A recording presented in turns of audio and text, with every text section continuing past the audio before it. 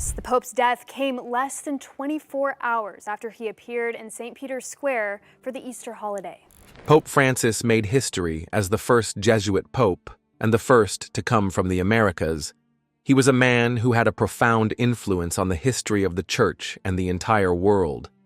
In the final moments of his life, when his eyes grew heavy, his breathing gradually weakened, and his heart struggled to beat its last pulses, the old father still lifted his head toward the face of God and declared to the world his final words. What was revealed in his last Easter message could completely change the destiny of the entire world.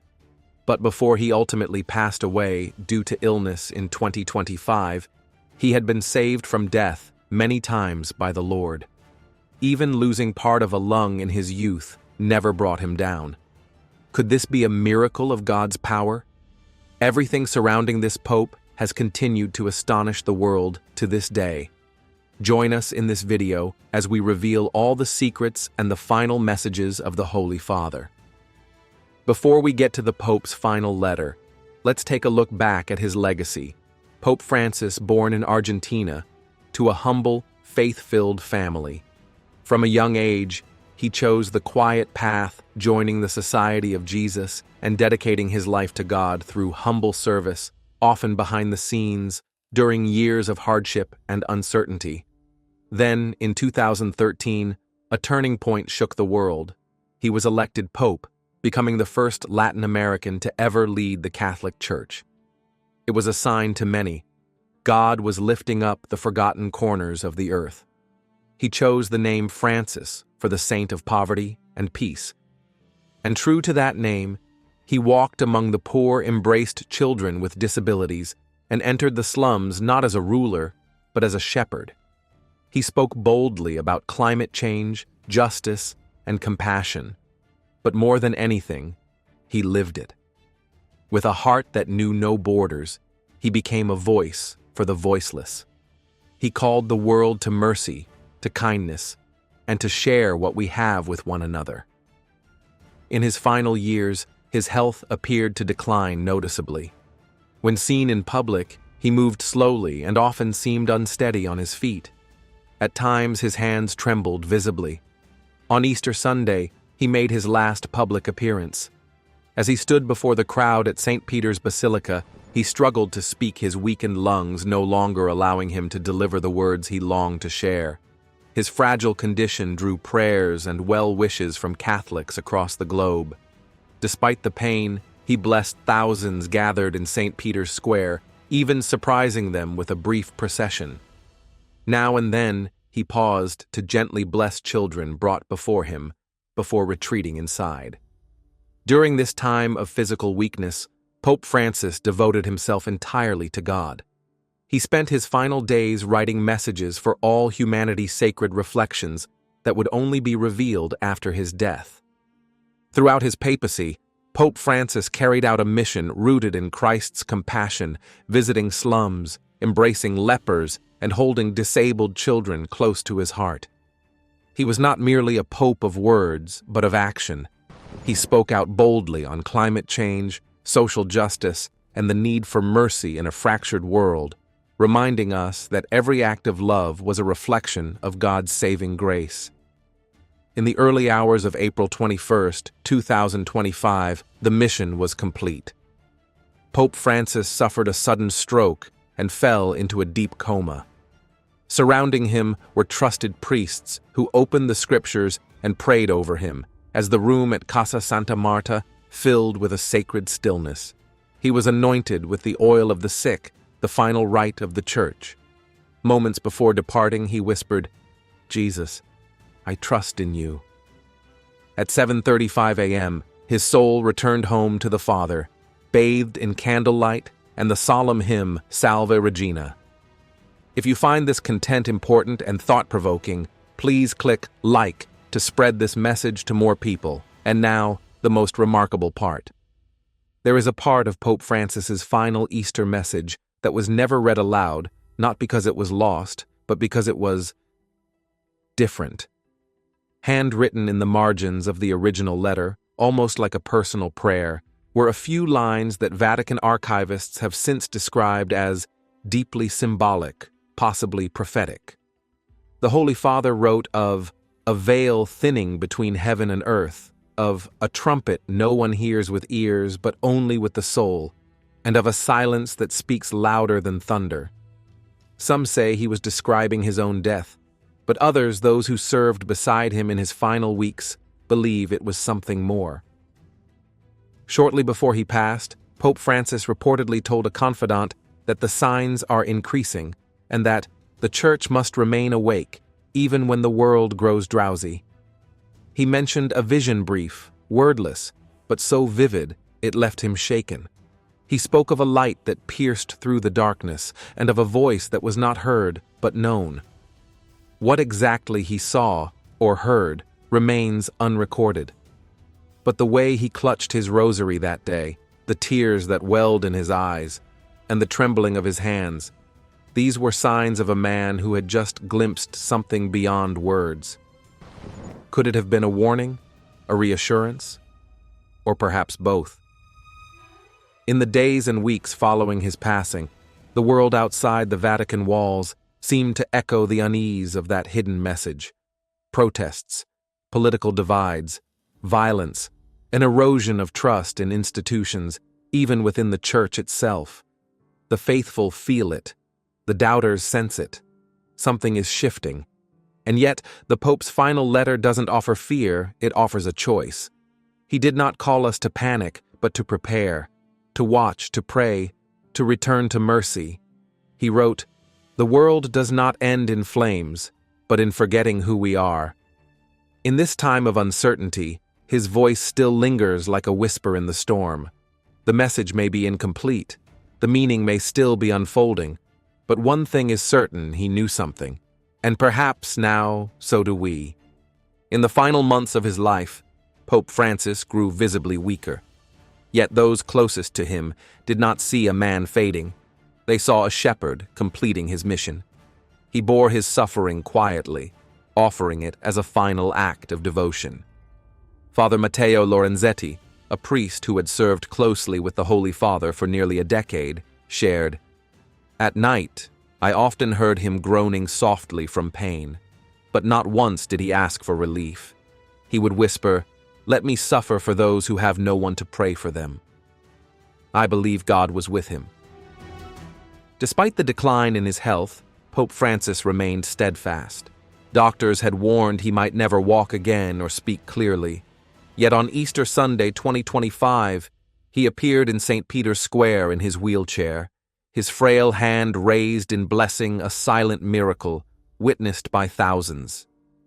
Weeks earlier, in the quiet of his simple room at Casa Santa Marta, Pope Francis had written what he called a letter to a sleeping world, his final Easter message.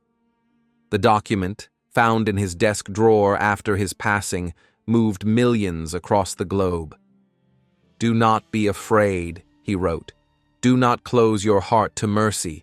What is unfolding in the world wars, division, natural disasters, and the cooling of human hearts is not God's punishment, but his call to return to him." His words carried the weight of prophecy. A time will come when the light of reason will no longer be enough to guide us. Only mercy will keep humanity from being swallowed by darkness. He urged the faithful not to build walls, but to extend hands, not to speak louder, but to listen deeper. Live simply, pray constantly, forgive without limits, he pleaded. The letter closed with a cry from the soul. "Jesus, I trust in you. Have mercy on us and on the whole world." Though his passing shocked the world, it had long been foretold in his words, his suffering, and the silence of his gaze. In a 2023 interview, when asked if he feared death, Pope Francis smiled and said, "No, I do not fear death. I fear one thing: that humanity will forget God's mercy." Throughout his life, he bore the marks of divine preservation. As a young man, he survived a severe lung infection and had part of his lung removed. A doctor once said he would not survive the night. He did. In 2021, he underwent major colon surgery, and against all odds returned to his window at Gemelli Hospital just days later, blessing the crowd with a trembling hand. Father Matteo remembered, "He never asked, 'How much time do I have left?' He only asked, 'What more can I do for Christ?' That is the heart of a true shepherd." Pope Francis also faced persecution. He was criticized, threatened, even targeted for his firm stance on social justice and defense of the poor, the migrant, and the voiceless. At one point, Vatican security increased due to serious threats. Yet he refused to wear a bulletproof vest, simply saying, "Jesus did not run from the cross, neither will I." His entire papacy was marked by a deep belief in God's protection. Each time death came close, it passed him by not as coincidence, but as grace. He was a man carried by miracles, Father Matteo said. His very breath was a testimony to God's purpose. When the end came on April 21st, 2025, it came gently. A stroke stole his final strength, and he slipped into a coma surrounded by scripture and whispered prayers. He was anointed with the oil of the sick, and at 7:35 a.m., his soul returned to the Father, bathed in candlelight, and the hymn Salve Regina. His Easter message, read to the world days later, was not just a letter. It was a lifeline, a final call from a soul already halfway home. "We do not die to vanish," he had written. "We die to be held forever in the arms of God." And so, in surrender and light, he went not in sorrow, but in peace.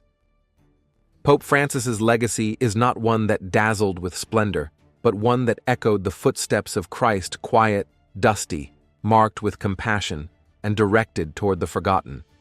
In every moment of his ministry, he embodied the call of the gospel. "Whatever you did for the least of these brothers and sisters of mine, you did for me." Matthew 25:40. From the first day of his papacy, when he appeared without the ornate papal vestments, to his final breath in the quiet halls of Casa Santa Marta, he lived a life that rejected comfort and embraced humility. He walked not beside kings, but among refugees. He touched not only the hands of dignitaries, but the open wounds of lepers and the calloused palms of laborers. He bent to kiss the heads of children with disabilities and wiped the tears of mothers whose sons were lost to war and poverty. His papacy became a sheltering cloak for those the world had turned away. Like the good shepherd of the gospel, John 10, he knew his sheep, and his sheep knew his voice not because of grandeur, but because of gentleness. One of his first papal visits was to Lampedusa, a tiny Italian island where thousands of migrants had drowned seeking hope. There, Pope Francis stood before rows of unmarked graves and cried not just tears, but prayers. Holding a rough wooden cross made from refugee boats, he said, "The globalization of indifference has taken the place of compassion. Let us weep for those who no one weeps for." That moment, broadcast around the world, was not mere symbolism, it was a gospel in action, a callback to the heart of Christ, who had no place to lay his head. Luke 9:58. Throughout his pontificate, he echoed the Beatitudes, not just preaching them, but living them. "Blessed are the meek, for they shall inherit the earth." He chose to live simply, in a guest house instead of the apostolic palace. "Blessed are those who hunger and thirst for righteousness." He championed the cause of indigenous peoples, challenged world leaders on climate change, and called for just economic systems that prioritize human dignity over profit. His encyclical Laudato Si', rooted in St. Francis of Assisi's Canticle of Creation, was not just a document, it was a prophetic lament for a wounded earth and a bruised humanity. But beyond policy, Pope Francis turned the Church back toward faces, not figures. He reminded the world that time is greater than space, that realities are more important than ideas, and that unity prevails over conflict. These weren't just abstract concepts, they were strategies for peace in a fractured world, and they carried the weight of Christ's own ministry of dining with tax collectors, speaking with Samaritans, and restoring the dignity of those cast aside. It is no surprise, then, that his words to the faithful near the end of his life were not commands, but invitations. In one of his final public addresses, he said, "Return to simplicity. Return to prayer. Do not close your hearts. God does not tire of forgiving. We are the ones who tire of asking." This echo of the prodigal son's return, Luke 15, was central to his message, that no one is too lost to be found, no one too broken to be healed. His final blessing to the world was not given in grandeur, but from a wheelchair, frail yet radiant. And in that vulnerability, many saw the face of Christ himself, bruised yet still blessing. It reminded some of Jesus entering Jerusalem on a donkey, majestic not through might, but through meekness. As Pope Francis once preached on Palm Sunday, Jesus does not conquer the world from the heights of pride, but from the depths of love. His own life mirrored that same descent, descending into the reality of the poor, the lonely, the voiceless there, finding Christ. In many ways, his papacy was a continuation of the message of Fatima, the call to repentance, to peace, and to prayer. Just as Our Lady of Fatima warned of global turmoil if humanity did not return to God, so too did Francis plead, "Do not let the noise of the world drown out the voice of the Spirit." His devotion to the Virgin Mary was tender and constant, often seen clutching a small wooden rosary gifted to him by a Bolivian farmer. He would say, "This rosary has touched the hands of a man who owned nothing, yet had everything because he trusted God." And then there is the mysterious link to Sister Agnes Sasagawa of Akita, Japan. While Pope Francis never directly referenced the 1973 apparitions, those familiar with the message saw parallels. The sorrow of Mary, the crisis within the Church, the call for prayer and penance. In his final Easter message, written but never delivered, he wrote, "There are tears in heaven for the children of earth, but blessed are those who console God with their mercy."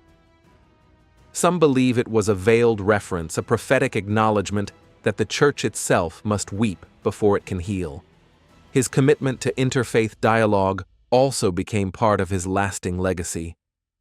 From praying with rabbis at the Western Wall to embracing imams in mosques across the Middle East, Pope Francis broke barriers not with speeches but with gestures. One moment stands out: the 2019 meeting in Abu Dhabi where he signed the document on human fraternity with Grand Imam Ahmad al-Tayeb.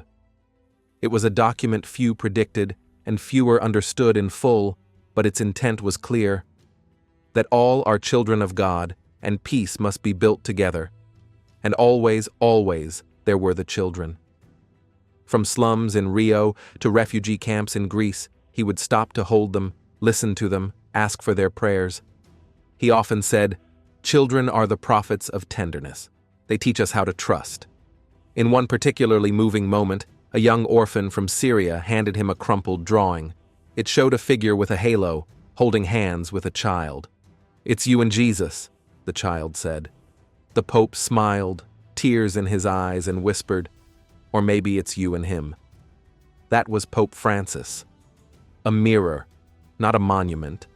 A man who spent his final years telling the world not to look at him, but through him, to the one he followed.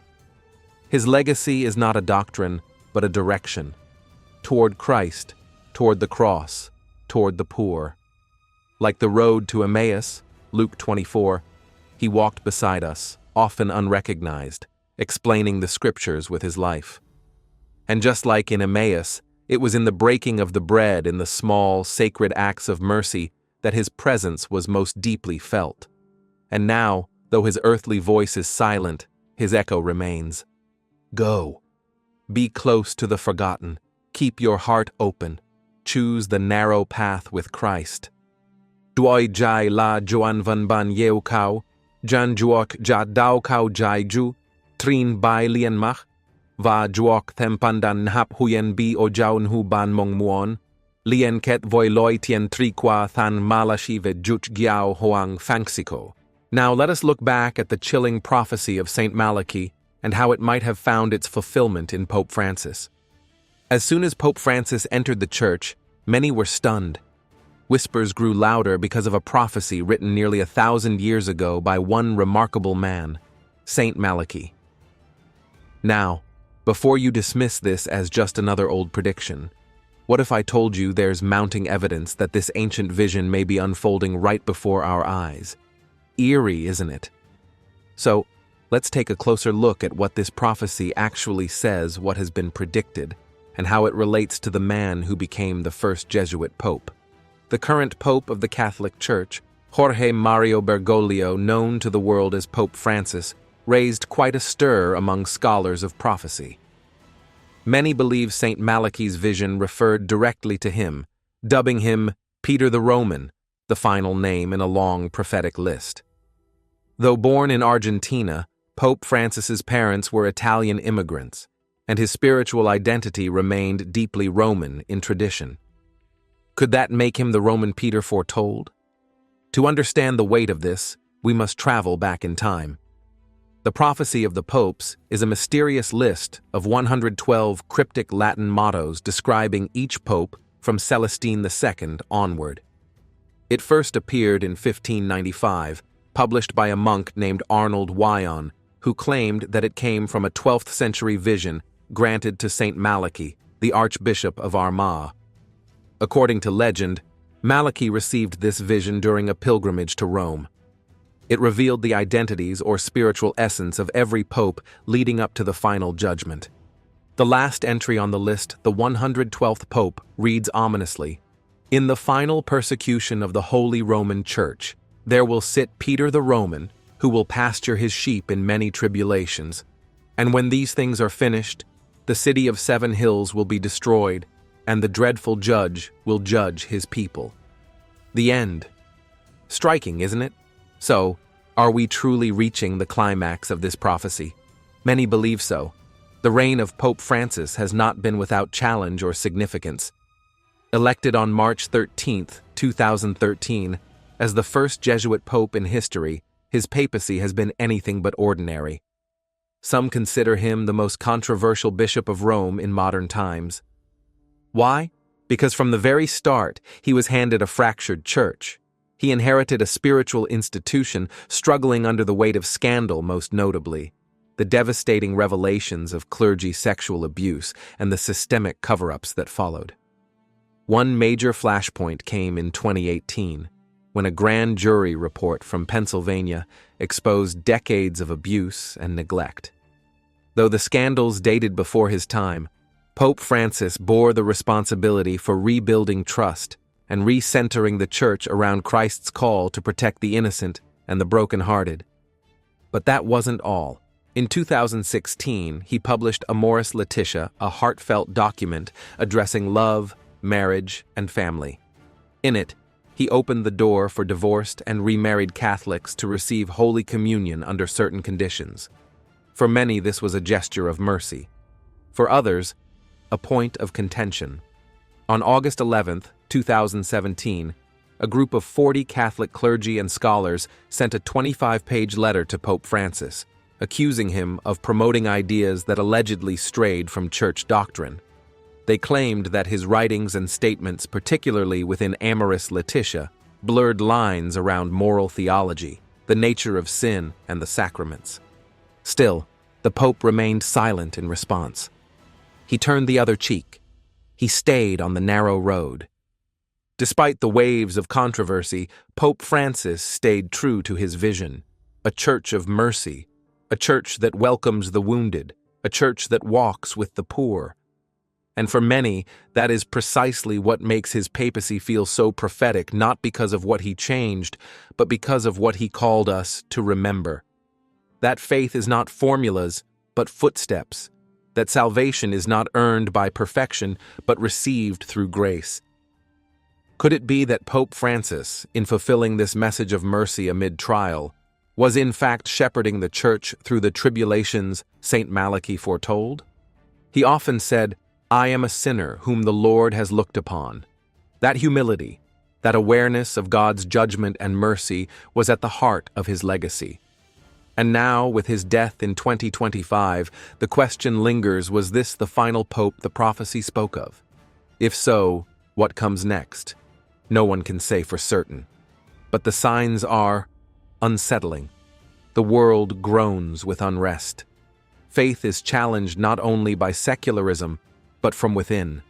The foundations of social order tremble beneath political division, war, economic uncertainty, and moral confusion.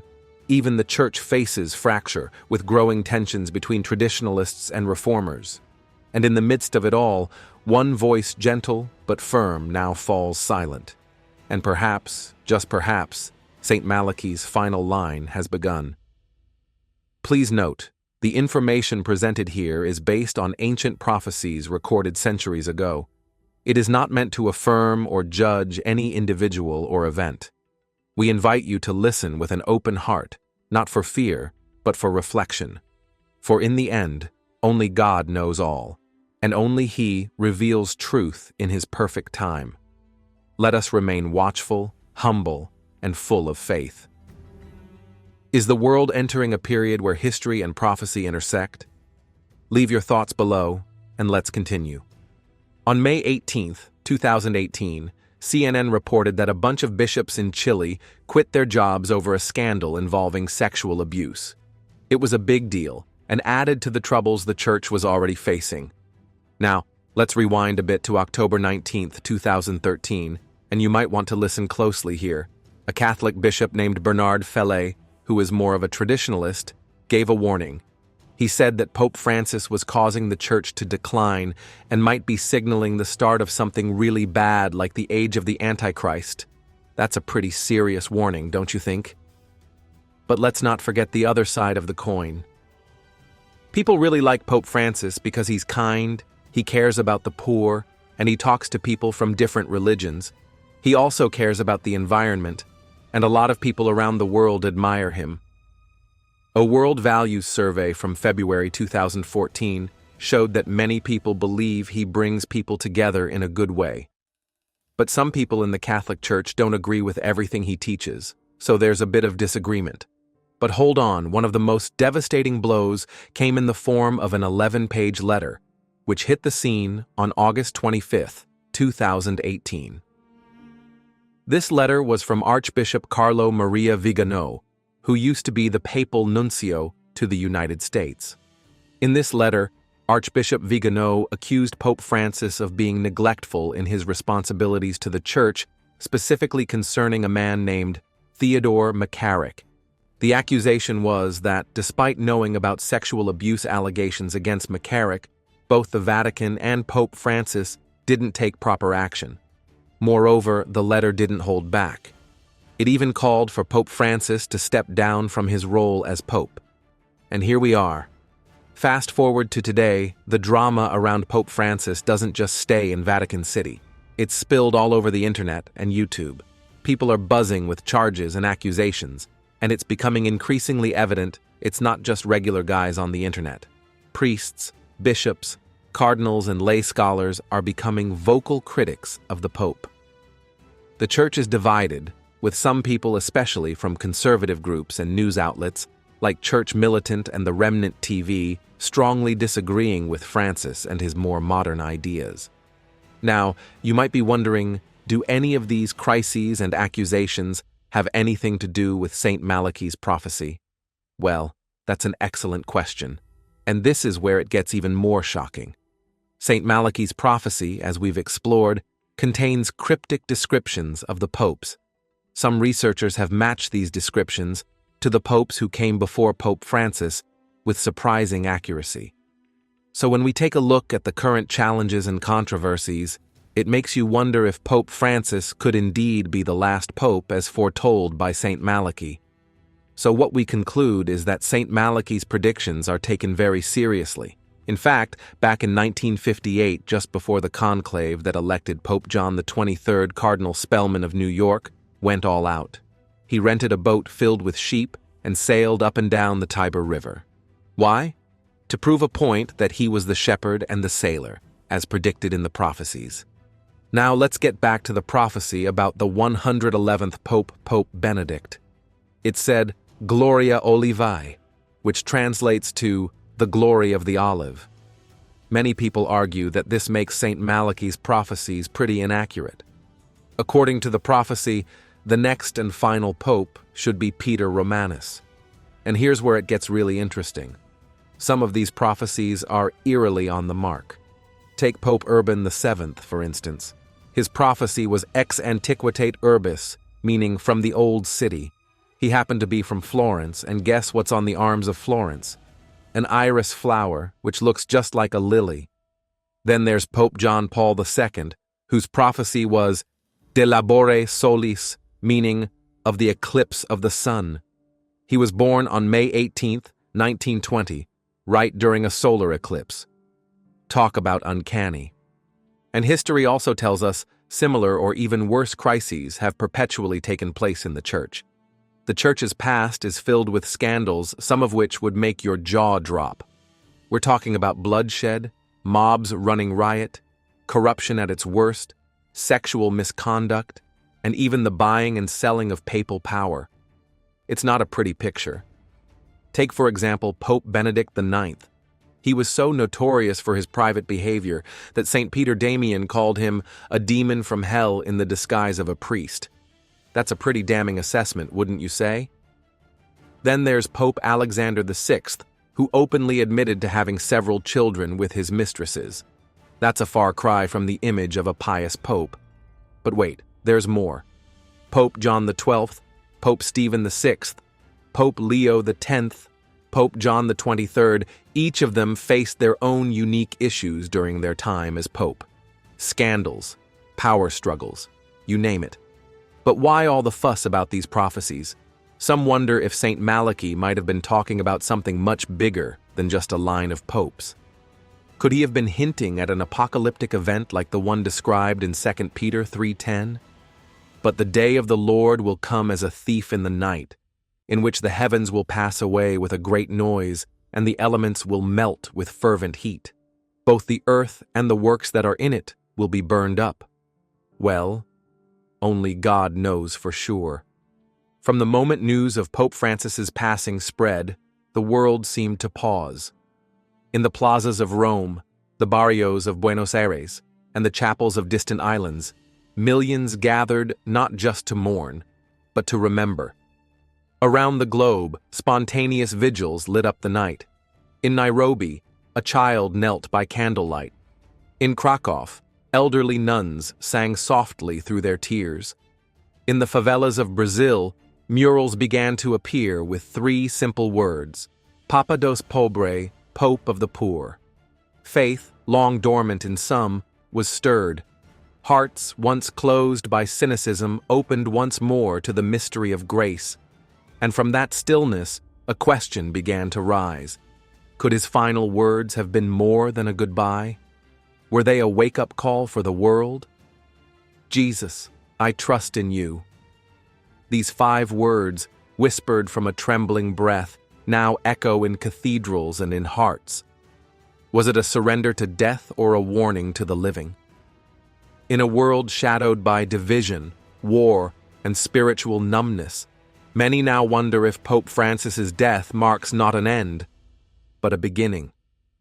A call to return, a call to listen, a call to love. He had always urged the church to go out to leave the safety of its walls and walk among the wounded. Now, in his absence, that mission becomes ours.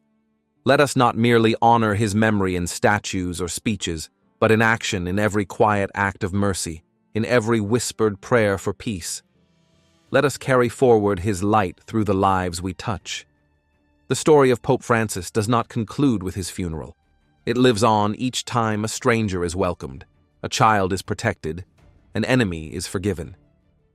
Don't forget to follow or subscribe to the channel so you don't miss the latest updates on the signs happening around us. His voice lives in every word of kindness we speak, his spirit in every injustice we dare confront. Let him not be remembered for the chair he held, but for the hearts he awakened. And as the world watches the sun set on his time among us, A voice lingers gentle but sure.